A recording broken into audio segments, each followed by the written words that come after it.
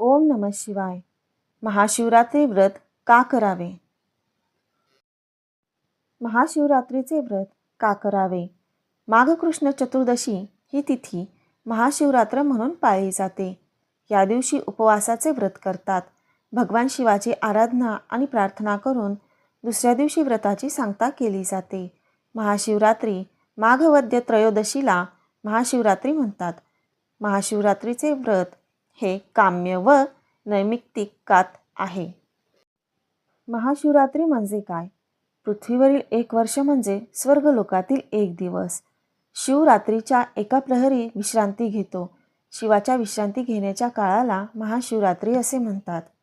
महाशिवरात्रीचे व्रत का करावे? शिवाच्या विश्रांतीच्या काळात शिवतत्वाचे कार्य थांबते, म्हणजेच त्या काळात शिव ध्यानावस्थेतून समाधी अवस्थेत जातो। शिवाची समाधी अवस्था म्हणजे शिवाने स्वतःसाठी साधना करण्याचा काळ।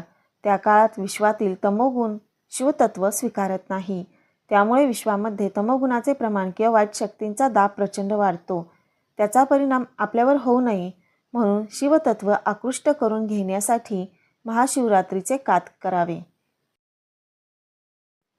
व्रत आचरण्याची पद्धत व विधी, उपवास, पूजा व जागरण ही या काताची 3 अंगे आहेत। शिवरात्रीच्या दिवशी एकभुक्त राहावे। शिवरात्रीला रात्रीच्या 4 प्रहरी 4 पूजा कराव्या असे विधान आहे। त्यांना यामपूजा असे म्हणतात। प्रत्येक यामपूजेत देवाला अभंग्य स्नान घालून अनुलेपन करावे। शिवतत्व आकृष्ट करणारा बेल, पांढरी फुले व रुद्राक्षांच्या माळा, शाळुंका शिवपिंडीवर वाहाव्यात।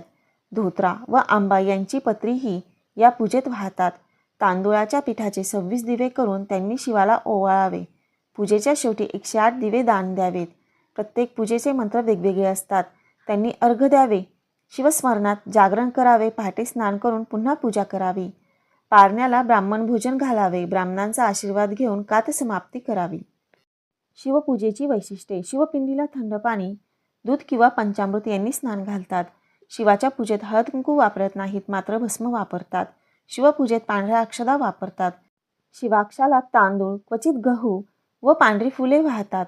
शिवपिंडीला पूर्ण प्रदक्षिणा न घालता अर्धचंद्राकृती प्रदक्षिणा घालतात। महाशिवरात्रीला शिवाचा नामजप करण्याचे महत्त्व।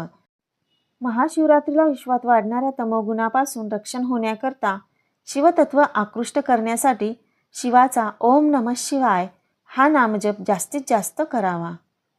धन्यवाद।